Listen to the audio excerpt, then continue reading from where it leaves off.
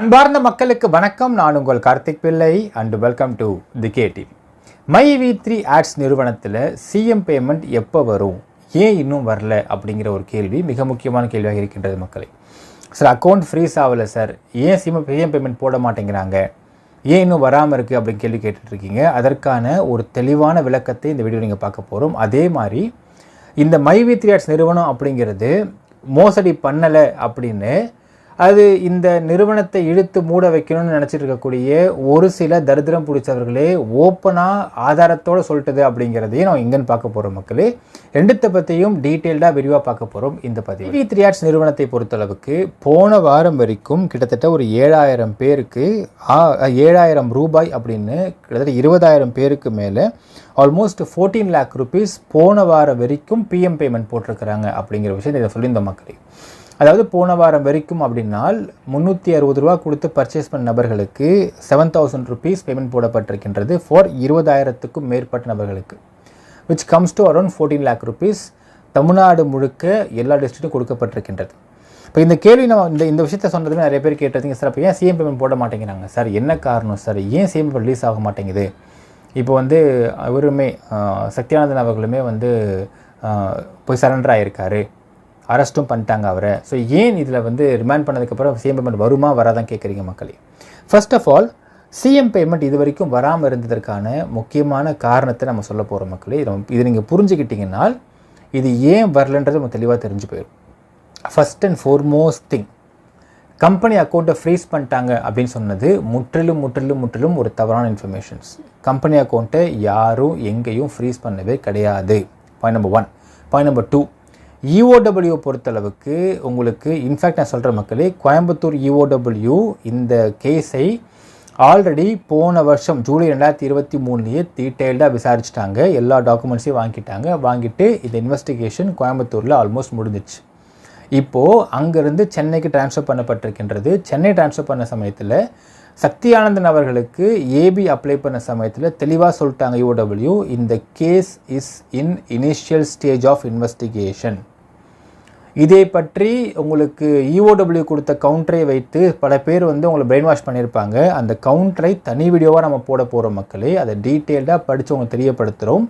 ஏனென்றால் இது உங்களுடைய கம்பெனி, உங்கள் கம்பெனியை இழுத்து மூடிட்டாங்க அப்படிங்கிற ஒரு தப்பான ப்ரொபகண்டா அவங்ககிட்ட பரப்பிக்கிட்டு இருக்கிறப்போ நீங்கள் எல்லாத்த பற்றியும் தெரிந்து கொள்ள வேண்டும். இந்த கம்பெனிகள் எந்த அளவுக்கு உண்மைகள் இருக்குது அப்படிங்கிறத டிரான்ஸ்பரண்ட் நீங்கள் தெரிஞ்சிக்க வேண்டிய கட்டாயத்தை நீங்கள் இருக்கிறீங்க. Okay, coming to the CM payment. இப்போ ஜென்ரலாக உங்களுக்கு, அதாவது எங்கள் மைவி3 மெம்பர்ஸுக்கு எப்படி பேமெண்ட் வரும்ன்றதை ஃபஸ்ட் நீங்கள் புரிஞ்சுக்கோங்க. ஒவ்வொரு டிஸ்ட்ரிக்ட்லையும் ஒவ்வொரு கம்பெனி அக்கௌண்ட்ஸ் இருக்கும், பேங்க் அக்கௌண்ட் இருக்கும். அந்தந்த பேங்க் அக்கௌண்ட்டில் இருந்து ஒரு குறிப்பிட்ட அளவு வரைக்கும், இப்போ உதாரணம் சொல்ல பண்ண வச்சுக்கோங்க, ஒரு எக்ஸாம்பிள் நான் சொல்கிறேன் உங்களுக்கு. இப்போ நீங்கள் ஏடிஎம் போகிறீங்க, நீங்கள் 10,000 ரூபாய் ஏடிஎம்மில் ட்ராப் பண்ணால் உங்களுக்கு எந்த ஒரு பிரச்சனையும் இல்லை, நீங்கள் ஈஸியாக ட்ராப் பண்ணிட்டு வந்துடலாம். அதே நீங்கள் எடுத்ததுமே 25,000 rupees நீங்கள் ட்ராப் பண்ணுறீங்க அப்படின்னால் உங்களுக்கு அந்த அக்கௌண்ட்டுடைய ஆத்தரைஸ்டு நம்பருக்கு ஒரு ஓடிபி வரும். அந்த ஓடிபியை நீங்கள் டைப் பண்ணால் மட்டும்தான் அது உள்ளே போய் அந்த அமௌண்ட்டை உங்கள் கையில் கொடுக்கும். ஏனென்றால் ஒரு குறிப்பிட்ட அளவுக்கு மேலே ஹியூஜ் வால்யூம் ஆஃப் அமௌண்ட் மணியை நீங்கள் வித்ட்ரா பண்ணுறப்போ ஏடிஎம்லேயே ஆத்தென்டிகேஷன் ப்ராசஸ் அப்படிங்கிறது வைத்து விட்டார்கள். இது எல்லா பேங்க்லேயும் இருக்கின்றது. இப்போது கம்மிங் டு தி மைவி3 ஆட்ஸுடைய அக்கௌண்ட்டை பொறுத்தளவுக்கு பார்த்தீங்கன்னா ஒவ்வொரு டிஸ்ட்ரிக்ட்லையும் போன வாரம் போடப்பட்ட 14 crore பேமெண்ட் அப்படிங்கிறதை நீங்கள் டிஸ்ட்ரிக்ட் வாரியாக பிரிக்கிறப்போ it comes to few lakhs. So ஒரு குறிப்பிட்ட அளவு வரைக்கும் உங்களுக்கு இந்த அமௌண்ட்டை, முக்கியமாக சொல்கிற மக்களே, உங்களுக்கு போடக்கூடிய ஒரு அமௌண்ட்டுக்குமே இந்த கம்பெனியுடைய மேனேஜிங் டைரக்டரான திரு சக்தியானந்தன் அவர்களுடைய ஆத்தென்டிகேஷன் தேவைப்படும். அதில் நம்ம விசாரிக்கும்போது சொல்கிறாங்க, இந்த ஆத்தென்டிகேஷன் 2 ஃபார்மேட்டில் இருக்குன்றாங்க. ஒன்று த்ரூ மெயில் இருக்கும், இன்னொன்று த்ரூ மொபைல் ஆல்சோ இருக்கும். எப்படின்னால், அதாவது ஒரு குறிப்பிட்ட அமௌண்ட் வரைக்கும் வித்ட்ராவலுக்கு போடுறாங்க அப்படின்னால் மெயில் மூலியமாக ஆத்தென்டிகேட் பண்ணால் போதுமானதாக இருக்கும் அப்படிங்கிறாங்க. ஸோ மெயில் மூலமாக ஆத்தென்டிகேட் பண்ணுற பார்த்தீங்கன்னா அந்த ஓடிபி நம்பரை சக்தியானந்த ஆத்தென்டிகேட் பண்ணிட்டாலே போதுமானதாக இருக்கும். அதனால தான் போன வாரம் வரைக்கும் உங்களுக்கு பிஎம் பேமெண்ட் வந்து கொண்டிருந்தது. ஏனால் அவர் மெயிலில் ஆத்தென்டிகேட் பண்ணால் போது உங்களுக்கு பிஎம் பேமெண்ட்டை போட்டுருவாங்க. அந்தந்த டிஸ்ட்ரிக்டில் உள்ள பேங்க்கு அந்த ஆத்தென்டிகேஷன் எடுத்துக்கிட்டு ரிலீஸ் பண்ணுருவாங்க பேமெண்ட்டை. ஏன்னால் ஒரு கம்பெனியோட மேனேஜிங் டைரக்டர் கிட்ட தான் ஒட்டுமொத்த ஃபினான்ஸ் கண்ட்ரோலும் இருக்கும்ன்றதை நம்ம புரிந்து கொள்ள வேண்டும். இப்போது சிஎம் பேமெண்ட்டை பொறுத்தளவுக்கு ஒருத்தவங்க வேலட், இப்போ சிஎம் பேமெண்ட் அப்படின்னாலே வேலட்டை வந்து குறைஞ்சபட்சம் 50,000 30,000 60,000 வரைக்கும் இருக்குன்னு சொல்கிறாங்க இல்லையா? அப்போ 50,000 30,000 60,000 அப்படின்னு போட்டு இந்த சிஎம் பேமெண்ட் எத்தனை பேர் இருக்கிறவங்கன்னு ஹியூஜாக போடுறப்போ ஒரு டிஸ்ட்ரிக்ட்லேயுமே ஹியூஜ் க்ரோட்ஸ் டிரான்சாக்ட் பண்ணுற மாதிரி இருக்கும் ஏக்தம். அப்பொழுது உங்களுக்கு மெயில் ஆத்தென்டிகேஷன் மட்டும் இல்லாமல் 2 ஸ்டெப் வெரிஃபிகேஷன் மாதிரி சக்தியானந்தன் அவர்கள் மெயிலையும் ஓடிபி பண்ணணும். அது பண்ணி வரக்கூடிய ஆத்தென்டிகேஷனை வச்சு மொபைலுக்கு வந்து ஒரு ஓடிபி வரும். அந்த மொபைல் ஓடிபியை ஃபிங்கர் பிரிண்ட் வச்சு அதை ஓப்பன் பண்ணி அதற்கு பிறகு அந்த ஓடிபியை நீங்கள் வந்து ஆத்தென்டிகேட் பண்ணால் மட்டும்தான் அந்த பேமெண்ட்டு எல்லாருக்கும் ப்ராசஸ் ஆகும் அப்படிங்கிறது தான் இங்கே ஃபார்மட் மக்களே. இப்போது சத்யானந்தன் அவர்கள் ஜூலை 4 அன்னைக்கு இஓடபிள்யூக்கு ட்ரான்ஸ்ஃபர் பண்ண உடனே அவருடைய ஃபோன் ஆஃப் பண்ணிவிட்டு ஆன்டிசிபேட்டரி பெயிலுக்கு எதிர்பார்த்துருக்கார். ஸோ ஃபோன் அவர் ஆன் பண்ணி ஆத்தென்டிகேட் பண்ணிட்டாருனால் ஒருவேளை அவரை அரெஸ்ட் பண்ணுறாங்களா? ஏன்னால் ஆன்டிசிபேட்டரி பெயில் அப்ளை பண்ணிருக்காரு. ஸோ இது வந்து ஒரு ஃபார்மெட்டு, இது ஒரு ஃபார்மாலிட்டி மாதிரி.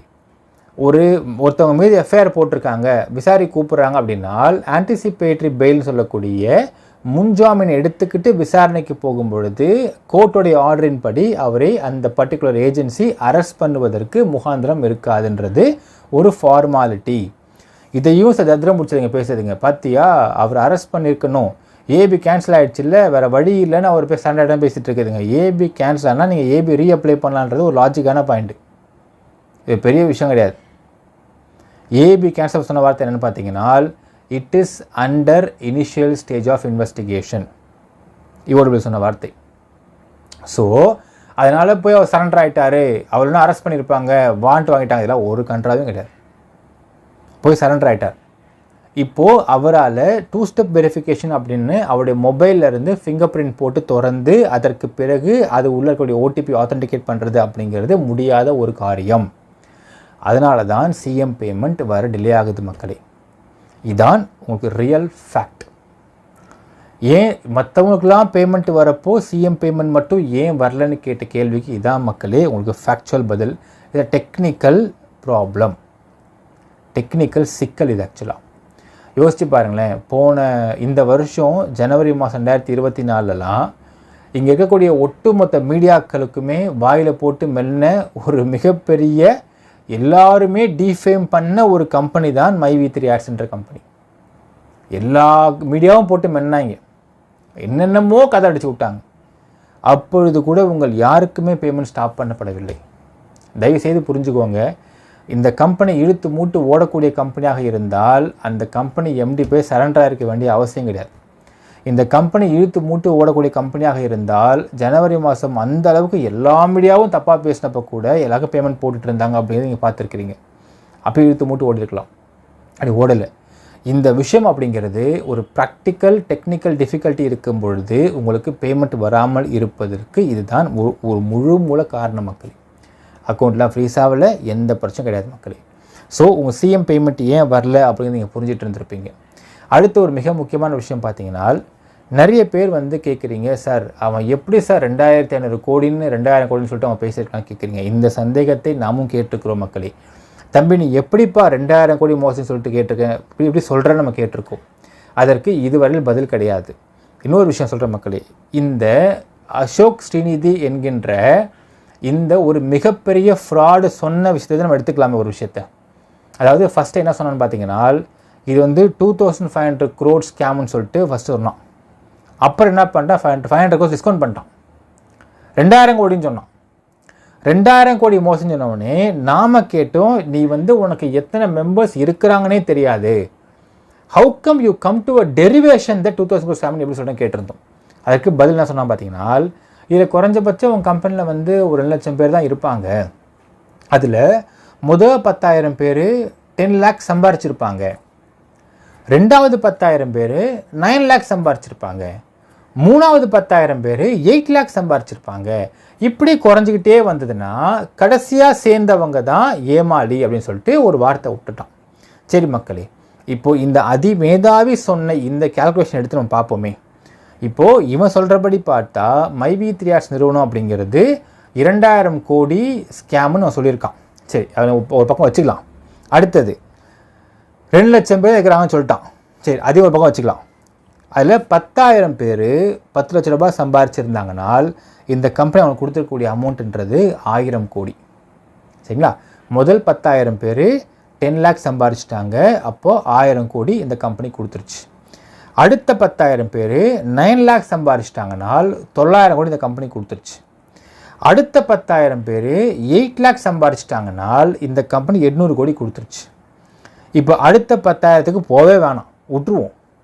இப்போ இவன் சொல்கிற கணக்குப்படி பார்த்தால் வெறும் 30,000 பேருக்கு தான் இந்த கம்பெனி பணம் கொடுத்துருக்குன்னே வச்சுக்கலாமே. 2 லட்சம் பேரில் 1,70,000 பேர் இந்த இன்னும் காசு வாங்காமல் இருக்கான்னு வச்சுக்கலாமே. நான் வெறும் 30,000 எடுத்துக்கிறேன் மக்களே.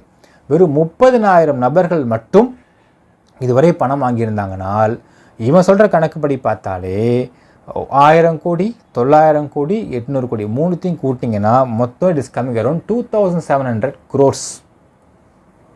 2,700 கோடி ஆயிடுச்சு. இவன் என்ன கணக்கு சொன்னான்?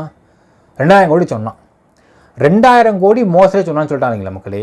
அப்போ 2,000 கோடி தான் இவங்க பண்ண மோசடி அப்படின்னா 2,700 கோடி கொடுத்துட்டாங்களே இவங்க இந்த கம்பெனி. அப்போ அந்த 700 கோடி எங்கேருந்து வந்துச்சு? எங்கேருந்து எடுத்தாங்க? ஓ, குறைச்சாங்களோ பேங்க்லேருந்து? இருக்கலாம். அடுத்து அதையும் சொல்லுவான். பார்த்தீங்களா, அது வேளச்சேரியில் ஒரு பேங்க் குறைச்சாங்க பார்த்தீங்களா, இவங்க தான் அடிச்சாங்கன்றோம். அடுத்தது அதை கொண்டு வந்து சேர்ப்பாங்க கூட சீக்கிரம். அப்போது இவன் சொல்கிற கணக்குப்படி பார்த்தாலே 2,000 கோடி மோசடின்னா இவன் சொல்கிற கணக்குப்படி பார்த்தாலே வெறும் 30,000 பேருக்கு 10 லட்சம், 9 லட்சம், 8 லட்சம் கொடுத்துருந்தாலுமே 2,000 கணக்கு வந்துச்சு. அப்போ 700 கோடி டெஃபிசிட் வருது. அப்போ இந்த அமௌண்ட்டை கம்பெனி எங்கேருந்து எடுத்து உனக்கு கொடுத்துருக்கு அப்படிங்கிற கேள்விக்கு பதில் சொல்லு தம்பி. சொல்லுவான் பாருங்க. நீங்கள் பார்த்தீங்களா, 2 வருஷத்துக்கு முன்னாடி வேளச்சேரியில் ஒரு பேங்க் அடிச்சாங்க பார்த்தீங்களா, இவர் தான் அடித்தாருமா. அடுத்தது வந்து அது எஃப்ஐஆர் வாங்க போகிறான் பாருங்க கூடி சீக்கிரத்தில் போயிட்டு. இவன் தான் கம்ப்ளைண்ட்டாக இருப்பான். போயிட்டு நான் பார்த்தேன் சார் அப்படின்பா. போயிட்டாங்க என் கண்ணால் பார்த்தேன் சார்ன்பா. போயிட்டு இவர் விட்னஸ்ஸு உடனே கம்ப்ளைண்ட் எடுத்துருவாங்க அங்கே போலீஸ் ஸ்டேஷனில். அங்கே அருமையாக ஒர்க் பண்ணுவாங்க, சூப்பராக ஒர்க் பண்ணுவாங்க. இது பண்ணாங்க. அடுத்தது பாரு. அப்போ இவன் சொல்கிற கணக்குப்படி பார்த்தா 1,70,000 மக்களுக்கு இந்த கம்பெனி ஏமாற்றிருக்கு அப்படின்னால் கம்ப்ளைண்ட் கொடுத்து எத்தனை பேரும் பார்த்தீங்கன்னா 2 பேர். ஒன்று சொர்ணம், ஒன்று பேபி. 2 கம்ப்ளைண்ட்டும் பார்த்தீங்கன்னா இன்னமா அவன் கம்ப்ளைண்ட்டு, சார் நான் பொருள் வந்து பர்ச்சேஸ் பண்ணேன் சார், என் ஃபேஸ் பேக் சார், க்ரீமை கொடுக்கவே இல்லை சார் நமக்கு, இதான் இப்போ கம்ப்ளைண்ட்டு. அதான் குத்தாங்க நம்ம சொந்தக்காரங்க வீட்டில் போயிட்டு, என் கையில் கொடுக்கல சார், இது கம்ப்ளைண்ட்டு. பார்த்துங்க, இது ஒரு கம்ப்ளைண்ட்டு. இதுக்கு EOW விசாரணை வேறு. பாவையா அந்த மனுஷங்க. இதுவரை EOW சொல்கிறாங்க 1 மாத காலம் ஆகிவிட்டது, எங்களுக்கு கம்ப்ளைண்ட் வரவில்லை. No other complaints be received. இப்போ என்ன பண்ணுறாங்கன்னு பார்த்தீங்கன்னா போய் சாஷாமல் காலில் விழுறாங்களாம். அந்த இந்த படத்தில் வரும் பாருங்கள் மக்களே, வடிவேல் படத்தில் வரும் பாருங்க, புலிகேஸ் 23ஆம் புலிகேஸ் இல்லை, ஐயா படுத்தே விட்டான் ஐயான். அந்த மாதிரி படுத்தே விட்டான். எல்லா காலையும் போயிட்டு, ஐயா சாமி தெரியாமல் போட்டேயா, ஒரு கம்ப்ளைண்ட் கூடியான்னு கேட்டுக்கிறான். ஃபஸ்ட்டு பிச்சை எடுத்து பார்த்தானுங்க, மிரட்டி பார்த்தானுங்க, கத்தி பார்த்தானுங்க, எதுவும் ஒர்க் அவுட் ஆகல. காலையில் ஊன்ட்டானுங்க போயிட்டு. அடுத்து என்ன பண்ணுவான்னு தெரில. ஐயா உன் கக்கூஸ் கழுவி விட்றேன் ஐயா, கேட்க போகிறான். நீங்கள் அடுத்தது உன் கக்கூஸ் கழுவுறேன், உன் காலை கழுவுறேன், ஒரு கம்ப்ளைண்ட் தான் கேட்க போகிறான் பொழுது போயிட்டு. பார்க்கலாம் மக்களே, அது நடக்க வாய்ப்பு இருக்கின்றது. இப்படித்தான் நடந்து கொண்டிருக்கிறது இந்த கம்பெனியை எதிர்த்து. நீங்களே பார்த்துட்டீங்க. ஒரு விஷயம் சொல்கிற மக்களே, இதுவரையில் EOW அப்படிங்கிற ஒரு ஏஜென்சி ஒரு கம்பெனிக்கிட்ட வந்து ஒரு வழக்கு தொடுத்து அவங்கக்கிட்ட இருந்து இந்த மக்களுக்கு காசு வாங்கி கொடுத்துட்டோம் அப்படிங்கிற மாதிரியான எந்த ஒரு வரலாறும் கிடையாது. மக்களுக்கு காசு தர வேண்டும் என்றால் கம்பெனி மட்டும்தான் கொடுக்க வேண்டும். Point number 1. பாயிண்ட் நம்பர் 2, நாங்கள் காசு தரமாட்டோம் அப்படின்னு சொல்கிற கம்பெனி மேலே வழக்கு தொடுத்தாலும் பரவாயில்ல. நாங்கள் காசு கொடுத்துக்கிட்டு இருக்கோம், வேலை பார்த்துக்கிட்டு இருக்கோம், வேலை செஞ்சுக்கிட்டு இருக்கோம் அப்படிங்கிற கம்பெனி மீது வழக்கு தொடுத்தால் என்ன பிரயோஜனம் இருக்க முடியும்? இப்போ சொல்கிற மக்களே, இதுவரையில் எந்த EOW கேஸ்லையுமே அந்த கம்பெனி ஒரு கம்பெனியை திவாலாக்கி வச்சு அந்த கம்பெனிக்கிட்டேருந்து பணத்தை வாங்கி அந்த மக்களுக்கு கொடுத்த மாதிரி வரலாறு கிடையாது. இப்போ இந்த கம்பெனியை பொறுத்தளவுக்கும் அவங்க பணம் தரமாட்டேன்னு சொல்லவே இல்லையே. நல்லா நடந்துக்கிட்டு இருந்த கம்பெனி மேலே தேவையில்லாத அலிகேஷன்ஸ்லாம் எடுத்து போட்டு வழக்கு போட்டு என்னை விசாரிக்கிறதுக்கு ஒரு அதிகாரி டார்ச்சர் பண்ணி அவங்கள விசாரிக்கணும்னு சொல்லிட்டு அவங்க 10 முறை 20 முறை 30 முறை ட்விட்டரில் ட்வீட்டாக போட்டு சாவடிச்சதான் யார்? இந்த அசோக் ஸ்ரீநிதி புலிகேசி, 25ஆம் புலிகேசி, 24ஆம் புலிகேசியா? ஆமாம், அவர் 23ஆம் புலிகேசி வடிவேலு, 24ஆம் புலிகேசி. இந்த 24ஆம் புலிகேசி பண்ணுற டார்ச்சர் தாங்க முடியாமல் அங்கே நீங்கள் ட்ரான்ஸ்ஃபர் பண்ணிவிட்டாங்க. எப்போ போப்பா நீங்கள் சென்னைக்கு போகிறதோட வந்துவிட்டாங்க.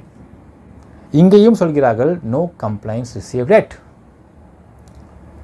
அப்பொழுது இந்த வழக்கில் என்னென்ன பண்ணுறாங்கன்றதை நீங்களே பார்த்துக்குங்க மக்களே.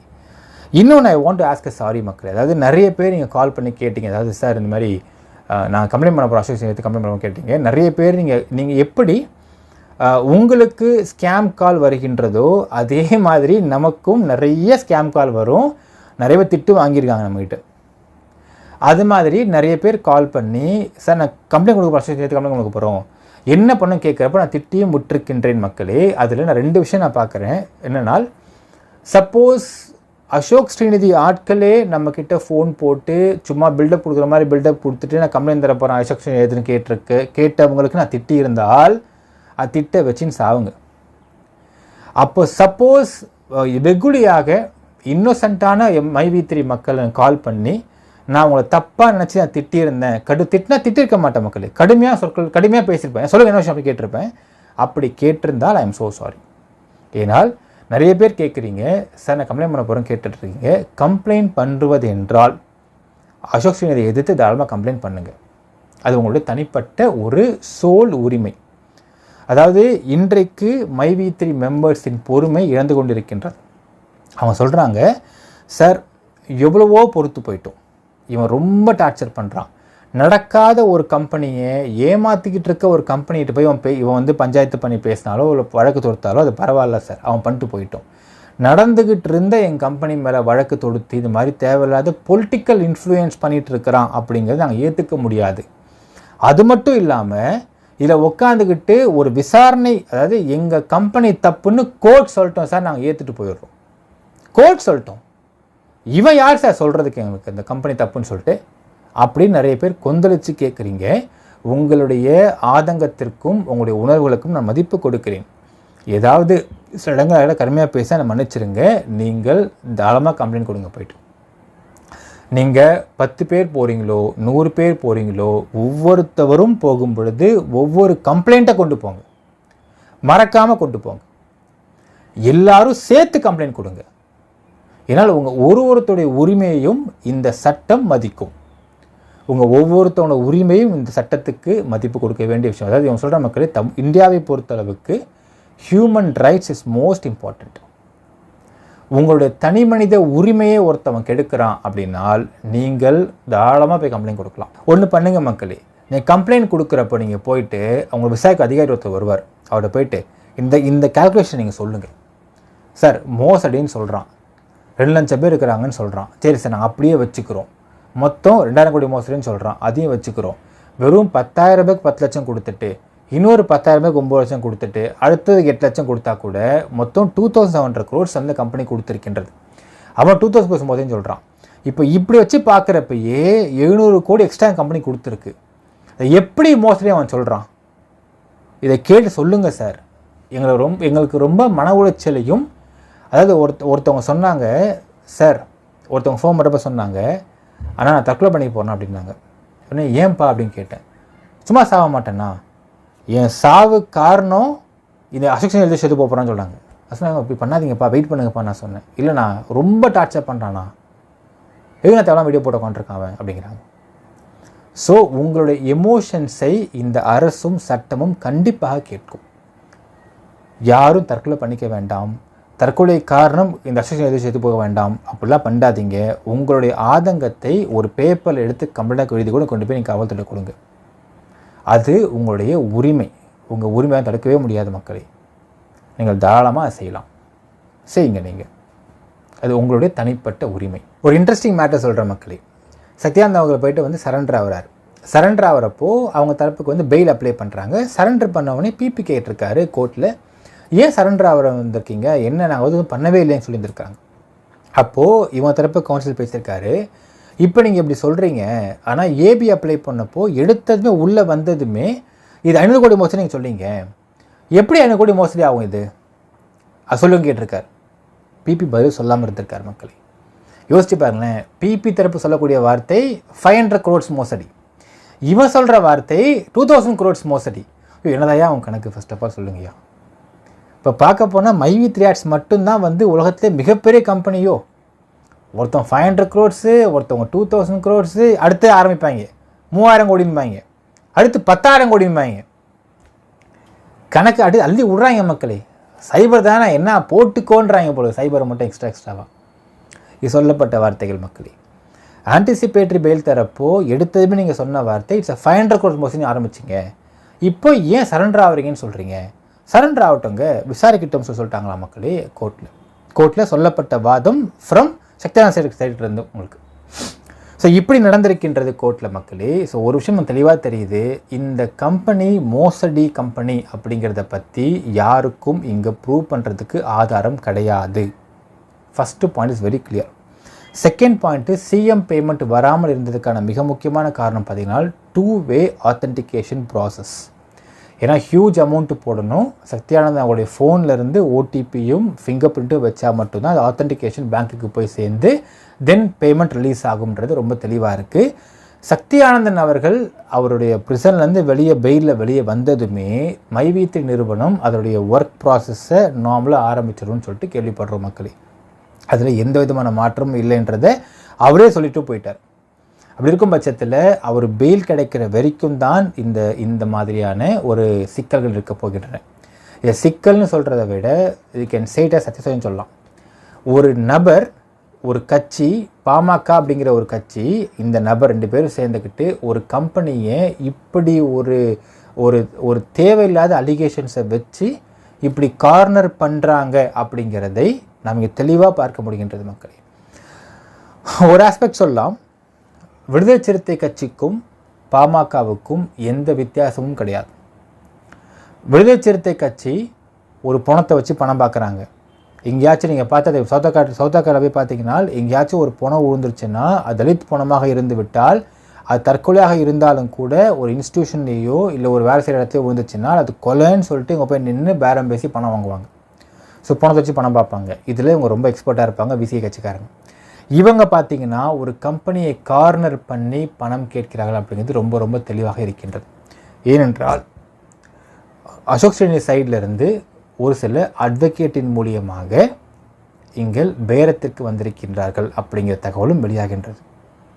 இவர் சொன்னாராம் சத்யானந்தன் அவர்கள், 10 பைசா கொடுக்க மாட்டேன் யாருக்குமே, 10 பைசா கொடுக்க மாட்டேன், நான் தப்பனில் எதுவுமே செய்யலை, என்ன எனக்கு வேணால் பண்ணிட்டு போட்டோம், let them enquire my company, என்ன வேணால் விசாரிக்கட்டும், நான் விசாரணைக்கு நான் கண்டிப்பாக ஒத்துழைப்பு கொடுப்பேன், அதற்கு பிறகு இந்த கம்பெனி க்ளீன் அப்படிங்கிற சர்டிஃபிகேட்டோடு தான் நான் வெளியே போவேன், நான் யாருக்கும் 10 பைசா காசு தர மாட்டேன்னு ரொம்ப தெளிவாக இருந்திருக்க சத்யானந்தன் அவர்கள்.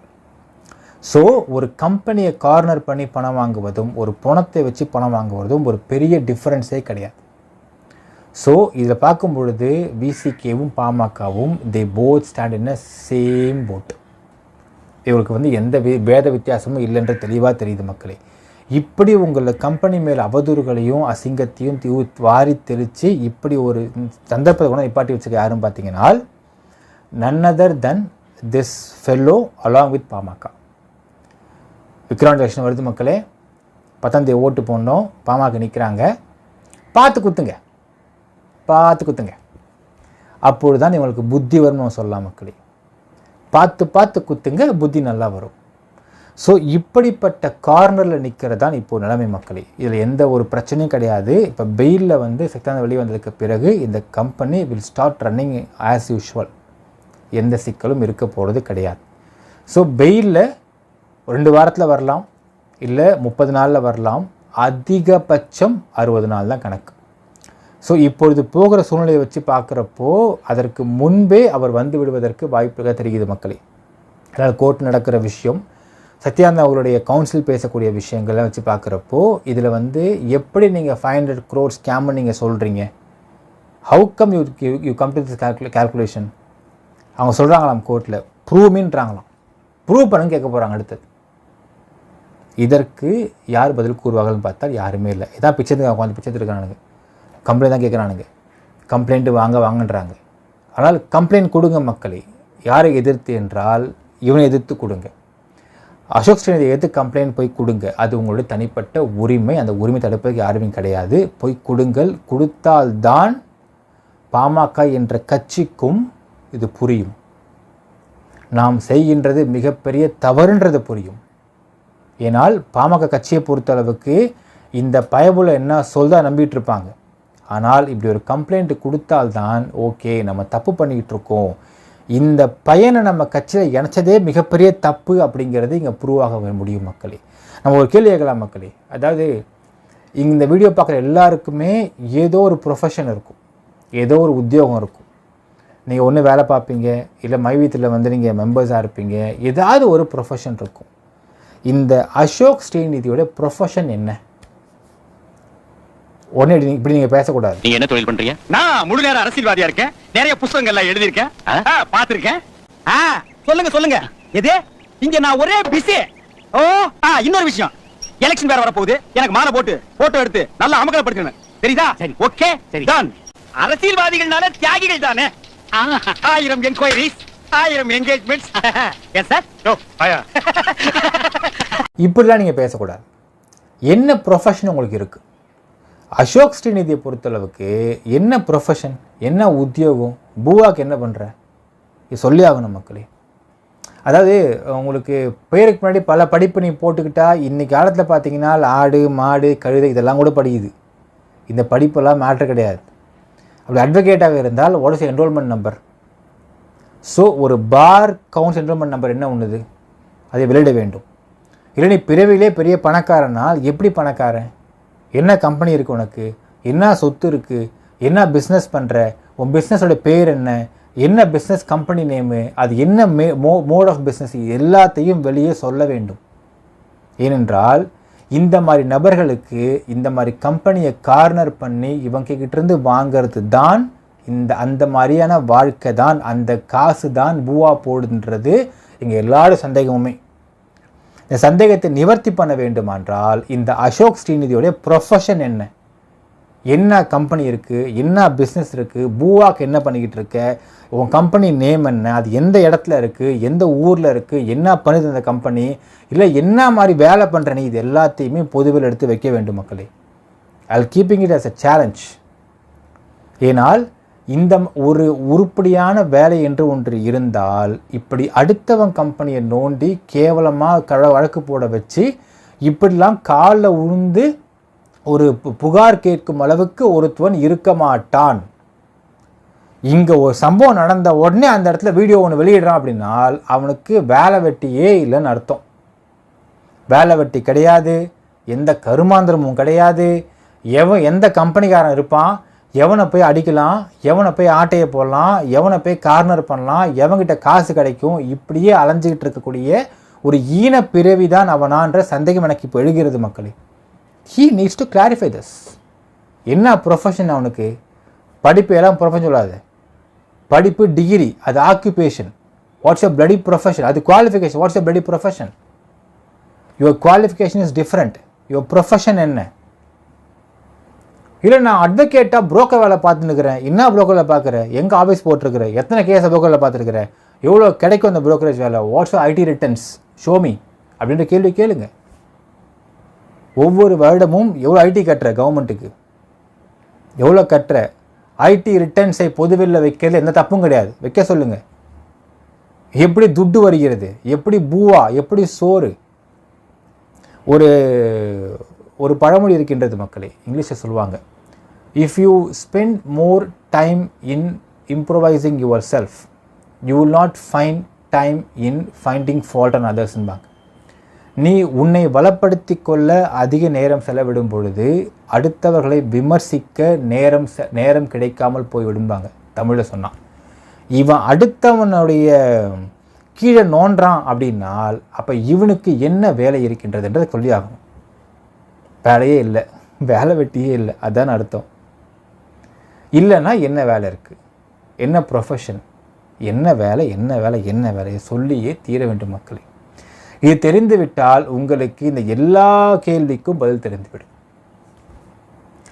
அதாவது இவனுடைய ப்ரொஃபஷன் அப்படிங்கிறதே எந்தெந்த கம்பெனியை போய் அடிக்கலான்றது தானா அப்படிங்கிற சந்தேகம் எனக்கு ரொம்ப ரொம்ப ஸ்ட்ராங்காக அடிக்கிறது. 2 ஆஸ்பெக்ட் இருக்குது. ஏன்னா ஒரு தரப்பில் கேட்குறப்போ சில அட்வொகேட்டின் மூலியமாக பேரம் பேசப்பட்டிருக்கின்றது சத்யானந்த் அப்படிங்கிற ஒரு தகவலும் கிடைக்கப்பெறுகின்றது. அது ஒரு பாயிண்ட். செகண்டு, இப்போ மைவி3 ஆட்ஸ்ன்ற கம்பெனி காசே கொடுக்கலனாலும் பார்த்தியா எவ்வளோ பேர் கம்பெனி தெரியுமா, பல கோடி ஒர்த்து கம்பெனி, அது 2000 கோடி ஒர்த்து கம்பெனி, அதையே நாங்கள் ஆட விட்டோம் அப்படின்ட்டு சிறு கம்பெனிகளில் போயிட்டு பேரம் பேசுகிறானா, இந்த சந்தேகத்தை முன்னெடுப்புகிறோம் மக்களே. ஆப்ஷன் இருக்குது, வாய்ப்பு இருக்கின்றது. there is a chance for it. பார்த்தியா பெரிய கம்பெனி நாங்கள் தட்டி வச்சிட்டோம் பார்த்தில்ல, ஆட விட்டோம் பார்த்தில்ல, இப்படி அலையிறாங்க பார்த்தில கோர்ட்டுக்கும் கேஸுக்கும், இப்படி ஒன்றையும் பண்ணணுமா, காசு கொடுத்துரு பண்ண வேணாம் அப்படி என்று பிச்சை எடுக்கிறார்களா? பல இடங்களில் பேரம் பேசுவதை நாம் பிச்சை என்று தான் கூற முடியும். உழைச்சி சம்பாதிக்க முடியலனால் இதற்கு பெயர் என்ன மக்களே? கௌரவ பிச்சைன்னு சொல்லாமா? இந்த கேள்வியை கேளுங்கள் மக்களே. என்ன வேலை பார்க்கன்ற கேள்வி கேளுங்கள். உங்களுடைய அதாவது இந்த சிஎம் பிளானில் இருக்கக்கூடிய நபர்களுக்கு பணம் என்பது திரு சத்யானந்த் அவர்கள் பெயிலில் வெளிவந்ததுக்கு பிறகு நிச்சயமாக அவர் கூறுவார். அதில் எந்த மாற்றமும் கிடையாது. இதுதான் ப்ராக்டிக்கல் டெக்னிக்கல் டிஃபிகல்ட்டி. இதை புரிந்து கொள்ள வேண்டும் நீங்கள். அவர் பெயிலில் 1 வாரத்துலேயும் வந்துடலாம், 15 டேஸ்லேயும் வந்துடலாம், 1 மாதத்துக்குள்ளேயும் வந்துடலாம். 2 மாதம் என்பது அதிகபட்ச நாட்கள் தான், குறைவான கிடையாது. அதே மாதிரி இதுவரையில் இஓடபிள்யூ விசாரித்த எந்த ஒரு வழக்கிலையும் எந்த கம்பெனிக்கிட்டிருந்தும் பணம் வாங்கி கொடுக்க மாட்டார்கள். உங்களுக்கு கம்பெனி தான் பணம் கொடுக்க வேண்டும். கம்பெனி பணம் கொடுக்கலன்னு சொன்னாலும் பரவாயில்ல, இந்த கம்பெனி பணம் கொடுக்க மாட்டேன்னு சொல்ல, கொடுத்துக்கிட்டு தான் இருக்குது. அப்படிப்பட்ட கம்பெனியை கார்னர் பண்ணி உட்கார வச்சு யோசிச்சு பாருங்கள் மக்களே. ஜனவரி மாதம் 2024 வந்து இந்த கம்பெனியை பற்றி பேசாத மீடியா கிடையாது. அத்தனை மீடியாவும் தப்பாக தான் பேசினானுங்க. அப்பொழுதே காசு போட்டுக்கிட்டு இருந்த இந்த கம்பெனி கரெக்டாக ஏப்ரல் மாதம் டேட் அனௌன்ஸ் பண்ணுறாங்க எலெக்ஷனுக்கு. அப்பொழுது இந்த கம்பெனி கேஒய்சி அப்டேட் பண்ணுறாங்க. அப்டேட் பண்ணதுக்கு பிறகு ஜூன் மாதம் 4 அன்னைக்கு இந்த விஷயம் முடியுது. முடிந்த உடனே பார்த்தீங்கன்னா ஒரு கேஸ் ரெஜிஸ்டர் பண்ணுறாங்க. June 4th the case was registered and transferred to UOW Chennai. இன்னைக்கு தேதி என்ன மக்களே? 6th of July. 1 மாதம் 2 நாட்கள் ஆகிவிட்டது. இதுவரையில் no complaints against this company அப்படிங்கிறது தான் இங்கே இந்த கம்பெனி யாரும் ஏமாத்தலை அப்படிங்கிறதுக்கான ஒரு மிகப்பெரிய ஆதாரமாக பார்க்க முடியும். இப்பொழுதும் நீங்கள் கம்பெனியை நம்பலாம் அப்படிங்கிறதுக்கு இது ஒரு மிகப்பெரிய ஆதாரம் மக்களே. ஸோ இதுதான் நிலவரம் மக்களே. என்ன நினைக்கிறீன்றதை கமெண்ட்டில் மென்ஷன் பண்ணுங்கள். நன்றி, வணக்கம்.